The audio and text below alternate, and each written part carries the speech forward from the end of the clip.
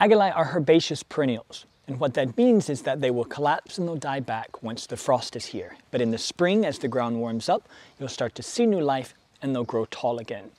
Akelejes are also short-lived perennials, lasting only about 1 or 2 seasons. The good thing, though, is that they self-seed. So if you don't deadhead them, you'll always have Akelejes in your garden. That's one thing that we do. We let most of ours go to seed, and then we collect them and then sow them in the winter. An interesting thing, though, because the way the bees pollinate, and it's a short-lived perennial, you might not have this exact same flower every year. What I mean is, this year, this one is this light pink color, but once it's finished, because of the way that this plant hybridizes, it could easily be a bolder pink, or it could be more purple, or it could be more white. Who knows what the bees have done and what the seeds have created. So if you don't want them to self-seed, if you don't want these sort of new hybrids coming in your garden, then you need to be sure that you just deadhead them at the end. You can also cut it down a little bit more because the foliage is quite nice. But we do collect the seeds and we sow them in the winter, and that's something that we would like to show you now.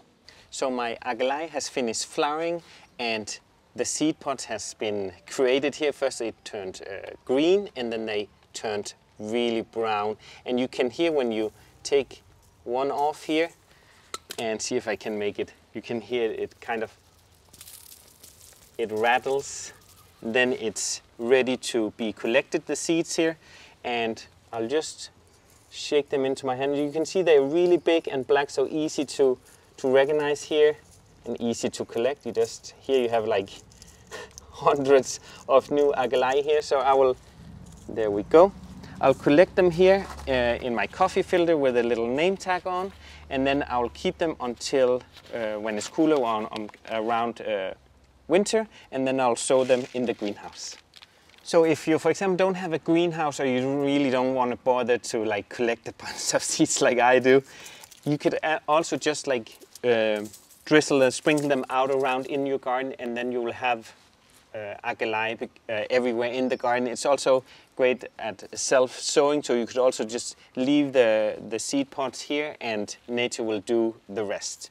So there's different methods of how to sow them, but I'm doing all kind of methods, both collecting them in winter sowing, but also letting them self-sow around in the garden, because Akeleje, you can never have enough of those. So for this, we're using regular potting soil because it's the cheapest. We did add water beforehand. That'll help our seeds not get lost and tossed around in the tray. Oh, and if you want to see a great video on how to winter sow, click the link here. Good job, Lars. So I'm about to sow my Aquilegia, these beautiful black seeds. These want to have light to grow, so I'm not gonna cover them with anything, and a name tag here, of course. And I'm going to sprinkle them with water and then just leave them in the greenhouse, and they will sprout when it gets warmer. Now it's time to place these in the glass house. They're going to need sunlight, and they're going to need to be watered once every 2 weeks with a little sprayer. Just keep an eye on them. Once these seedlings start to sprout, they'll be ready to plant out directly in the garden come springtime. So the Aquilegia has sprouted, and it has the second set of leaves. That means that it was ready to be repotted in a bigger pot on its own. Here it will stay quite a few weeks, and then I will, once it's a little bit bigger or the roots start to come out from the pot underneath, I will plant it directly out in the garden. So that's one way to get more Aquilegia in your garden. Another way is from these beautiful bare roots. Look at this, and this has already started to sprout from the top here. So what I do, I just take a pot here, old plastic pot, and I have this new potting soil, really rich and nutritious, that I have added water to, and I add enough water so you can kind of make a fist here, and without it, it's like a soil ball. And that's really a good way to give it the best start for this bare root, because I really want to give it a head start planting it in this instead of directly out in the garden, since we still have a little bit of frost here in Denmark. So this is the best way to give it a good start. So I'll add around good three handfuls here.